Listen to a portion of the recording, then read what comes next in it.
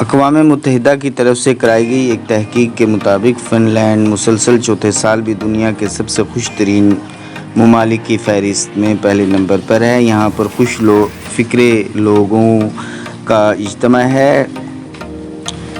Fun land کے لوگ خوش فکر ہیں اور ڈنمارک اس پیمانے میں دوسرے نمبر پر آیا ہے، جس کے بعد سوئٹزرلینڈ، آئس لینڈ اور ہالینڈ کا نمبر آتا ہے۔ برطانیہ کی درجہ بندی اس سال متاثر ہوئی ہے اور وہ 13ویں نمبر سے گر کر 17ویں نمبر پر چلا گیا ہے، جبکہ یورپ سے باہر نیوزی لینڈ وہ واحد ملک ہے جو 10 خوش ترین ممالک کی فہرست میں شامل کیا گیا ہے۔ اس تحقیق کے لیے 149 ممالک کے شہریوں سے کہا گیا تھا کہ وہ بتائیں کہ وہ کتنے خوش ہیں۔ اقوام متحدہ کی 149 ممالک کے اعداد و شمار پر مبنی رپورٹ کے مطابق ان ملکوں کی درجہ بندی وہاں بسنے والے لوگوں کی آمدن، صحت مند زندگی، مشکل وقت میں سہارا ملنے کی توقع، فراخ دلی، آزادی اور اعتماد جیسے عناصر کی کسوٹی پر پرکھنے کے بعد کی گئی۔ اس درجہ بندی کے مطابق دنیا میں افغانستان، لیسوتھو، بوٹسوانا، روانڈا اور زمبابوے کے لوگ سب سے زیادہ ناخوش پائے گئے ہیں۔ دنیا میں 1/3 سے زائد ممالک کے لوگوں میں منفی رجحانات نمایاں طور پر زیادہ پائے گئے ہیں اور ممکنہ طور پر کورونا وائرس کی وبا بھی اس کی ایک بڑی وجہ ہے، جس کی وجہ سے معاشی دیوالیہ ہو گیا۔ تاہم 22 ایسے ممالک ہیں جہاں صورتحال میں بہتری دیکھنے میں آئی ہے۔ گزشتہ برس کے مقابلے میں متعدد ایسے ایشیائی ممالک ہیں جن کی درجہ بندی میں بہت تیزی دیکھنے میں آئی۔ ایک اور اہم بات یہ ہے کہ چین اس فہرست میں 94 سے 84 نمبر پر آ گیا ہے۔ اب اہم 22 ایسے ممالک ہیں جہاں صورتحال میں بہتری دیکھنے میں آئی ہے۔ گزشتہ برس کے مقابلے میں متعدد ایسے ایشیائی ممالک ہیں جن کی درجہ بندی میں بہتری دیکھنے میں آئی۔ ایک اور اہم بات یہ ہے کہ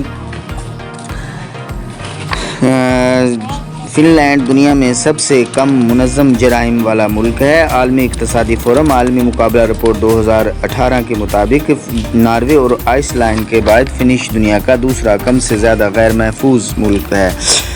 وہاں کے باشندے اپنے آپ کو بہت محفوظ محسوس کرتے ہیں۔ فن لینڈ میں سامی لوگ رہتے ہیں جو ناروے، سویڈن، فن لینڈ اور جزیرہ نما کولا کے بڑے شمالی حصوں کو روس اور منسک اور اوبلاست کے اندر محیط ہے۔ یہ سامی لوگ بھیڑ بکریاں چلاتے ہیں اور ایک دیہاتی زندگی گزارتے ہیں۔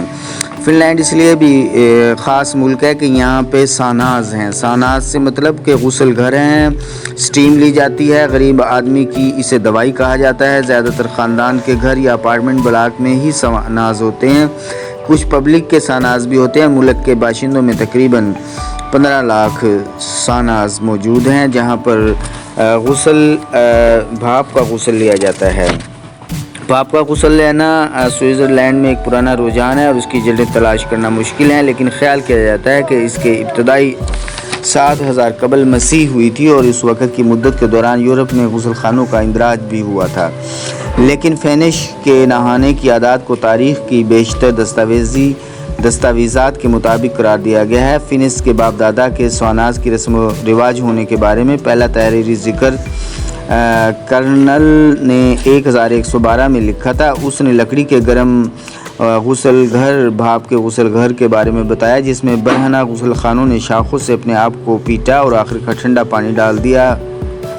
اسکینڈینیویا میں اصلاحات کے دوران ساناز کی مقبولیت ایک دوسرے ممالک میں پھیل گئی تھی کیونکہ یورپی غسل خانوں کو تباہ کیا جا رہا تھا۔ ساناز کی روایت اتنی مضبوط ہے کہ جب بھی فنش بیرون ملک جاتے ہیں تو انہیں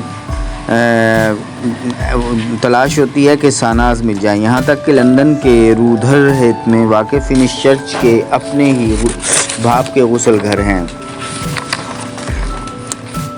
فن لینڈ میں تعلیم مفت ہے۔ ملک کی آزاد قومی تعلیمی نظام کی کامیابی جو 1866 میں آزادی سے قبل قائم ہوئی تھی اور باقاعدگی سے اس دنیا کے بہترین معاشرے میں شمار کیا جاتا تھا، اس کی جڑیں زیادہ مساوات کے والے معاشرے میں پائی جاتی ہیں۔ ڈاکٹر جالینوجا کہتے ہیں کہ تعلیم ہی ترقی کی کلید ہے۔